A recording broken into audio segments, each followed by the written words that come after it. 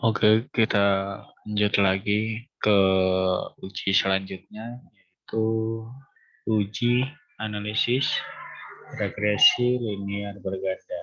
Nah, untuk episode video hari ini mungkin agak cukup panjang ya. Jadi yang dibahas itu ada 4. Yang pertama adalah analisis regresi linear berganda. Terus kedua yaitu menggunakan uji T. Terus ketiga menggunakan uji F. Dan yang terakhir yaitu menggunakan koefisien determinasi. Jadi lumayan panjang untuk video kali ini ya. Oke, kita langsung aja ke data kita. Langsung kita copy aja. Langsung masuk ke SPSS. Nah, sebelum kita masukkan datanya terlebih dahulu, kita input dulu. Seperti biasa. 1, X2, X3, Y. Lalu untuk ROE-nya, untuk labelnya itu diisi dengan nama-nama variabel kalian sendiri. Ya, oke. Car, NPF, Popo, dan ROE. Gitu. Langsung aja ke data view, langsung kita paste aja data yang tadi. Oke, udah muncul. Habis itu ke tahap selanjutnya itu kita pencet analyze, terus regression, terus pencet ini ya. Oke. Untuk ROE, untuk variabel Y-nya kita masukin ke dependent, untuk karama car, NPF, Bopo, dan gitu masukin aja ke independent. Sehabis itu kita langsung pencet oke saja ya, langsung. Nah, bisa dilihat kan di sini udah langsung muncul ya. Jadi untuk ini mah untuk uji regresi dan berganda nggak ada beberapa yang ribet-ribet banget. Jadi untuk selanjutnya ini kita menggunakan tabel ini ya, koefisien A ini. Nah, ini ketahuan ya di sini. Untuk regresi linear bergandanya kita menggunakan ini, unstandard widget yang B. Oke. Sebelum kita lanjut, kita jelasin dulu kali ya untuk mengenai analisis regresi berganda itu memiliki tujuan untuk mengetahui ada atau tidaknya pengaruh dua atau lebih variabel X-nya terhadap variabel berikut variabel Y-nya. Jadi diuji tuh apakah ada kaitannya atau enggak gitu. Lalu kalau untuk uji T ini bertujuan untuk mengetahui ada atau tidaknya pengaruh parsial sendiri gitu loh yang diberikan variabel bebas terhadap variabel terikat. Contohnya apakah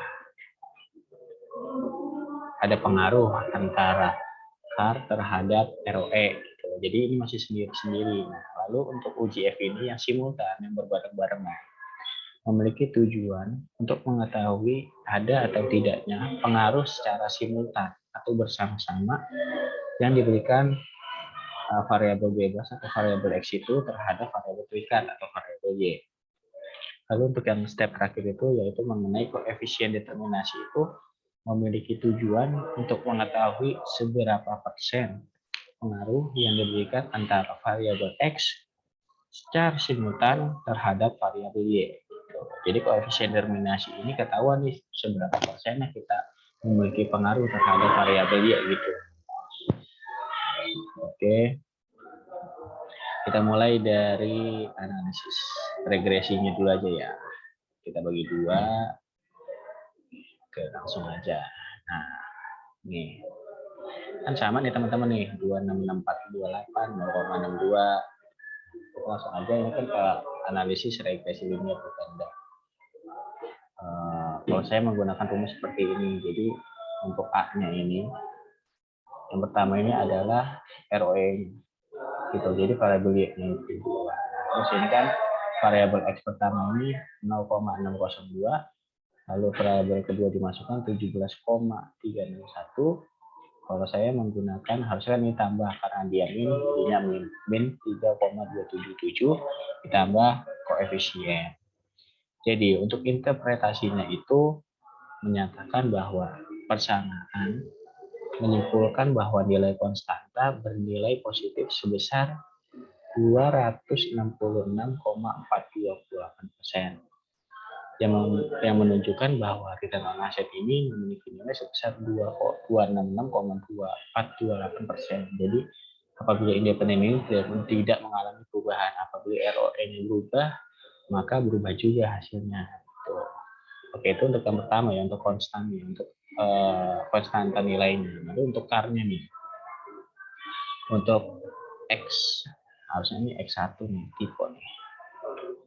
Nah, ini untuk X1 ini memiliki koefisien regresi positif sebesar 602. Nah, ini 602 yang menyimpulkan bahwa CAR setiap mengalami 1% itu, maka ROE akan naik sebesar 0,602%. Dan asumsi variabel lain dianggap konstan, jadi tidak berubah-ubah gitu. Jadi datanya fix ini gitu. Untuk X2, X3 sama halnya seperti itu. Nah, karena X3 ini Bopo ini tadi di data itu minus, maka setiap Bopo naik, maka ROE itu akan turun sebesar 3,277%. Gitu teman-teman. Oke, mungkin kalau untuk ini udah paham kali ya. Nggak terlalu belibet banget sih kalau untuk analisis regresi bedanya. Kita langsung aja ke uji T teman-teman semua ya.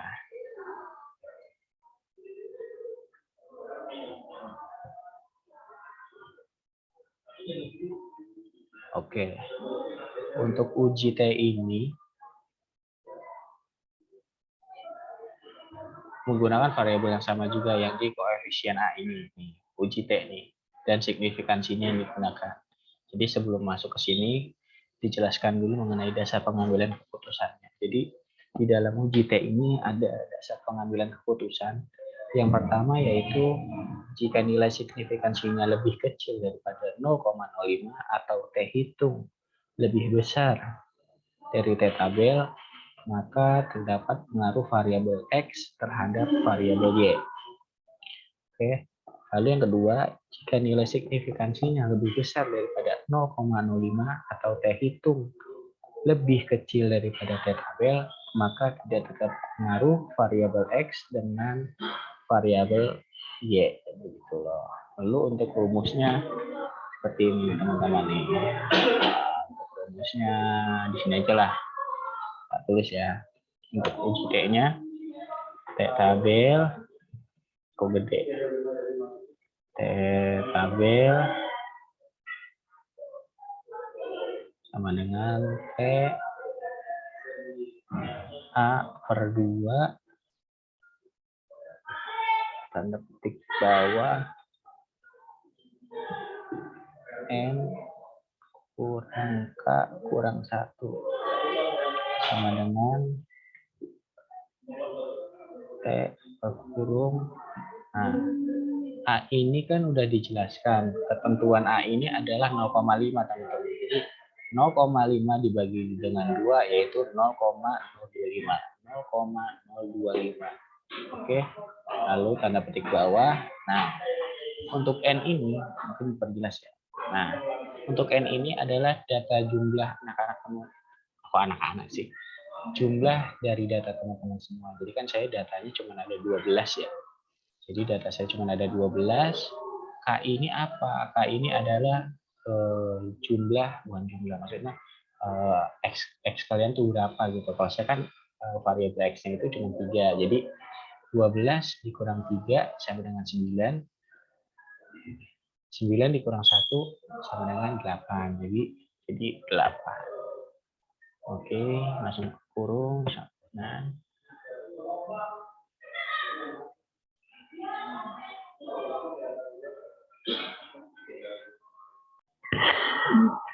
Oke, sorry ya. Belum di share screen ya. Oke, sorry. Ada pekerjaan, oke.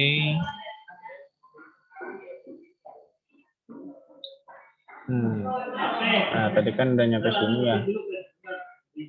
Nah, untuk rumus tabelnya nih ya. Jadi T itu adalah nggak ada apa-apa, terus A-nya itu adalah kita kan menggunakan 0,05 ya, Pak-nya.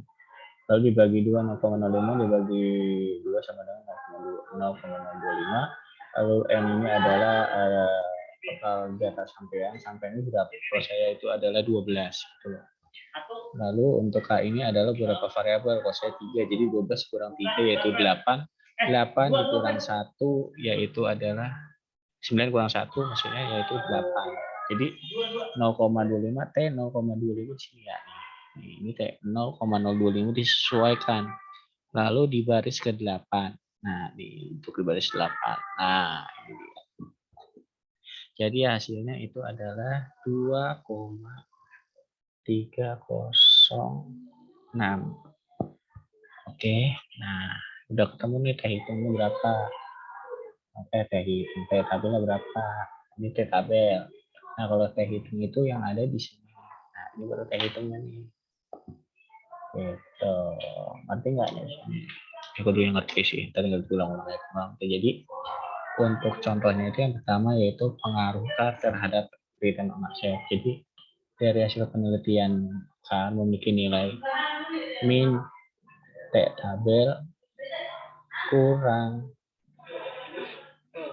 lebih kecil daripada T hitung, lebih kecil daripada T tabel yang bernilai minus 2,306 lebih kecil daripada 0,784 lebih kecil daripada 2,306. Jadi 0,784 ini lebih kecil daripada 2,306 min 2,306 lebih kecil daripada 0,78. Jadi dan dengan signifikansinya sebesar 0,456. Nah, di sampingnya 0,456 lebih besar daripada 0,05 gitu. Jadi kesimpulannya itu HO diterima dan HA diterima.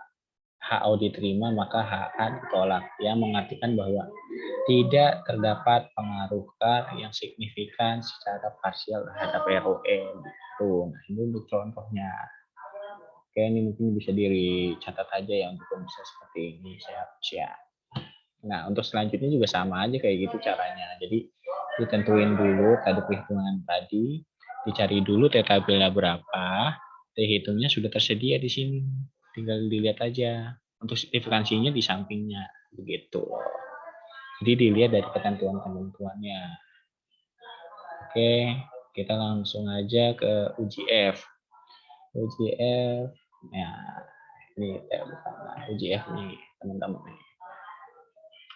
Untuk UJF ini kita menggunakan tabel yang ANOVA teman-teman semua. Nah, tabel ANOVA ini nih. Nih, tabel ini yang nanti untuk digunakan untuk UJF teman-teman. UJF ini ketahuan nih. 4,266 dengan signifikansi 0,045 gitu. Gitu. Nah, ini nih ANOVA-nya. Oke, malah nge-lag. Sorry nge-lag tadi. Nah, dilihat dari tabel di atas, jadi uji simultan atau uji bersama-sama yaitu dari satu misalkan apakah terdapat pengaruh antara KAR, NPF, BOPO terhadap return on asset. Nah, jadi mengartikan bahwa untuk KAR, NPF, dan BOPO itu secara simultan mempunyai pengaruh yang signifikan terhadap ROE. Sebelum masuk ke situ, kita hitung dulu untuk perhitungan UJF-nya. Jadi dinyatakan bahwa F hitung itu sebesar 4,266. F hitung nih 4,26 dengan F tabel dengan nilai sebesar 4,266. Ini dapat dari mana nih 4,266? Nah, untuk rumusnya dicatat lagi ya. Tak catat.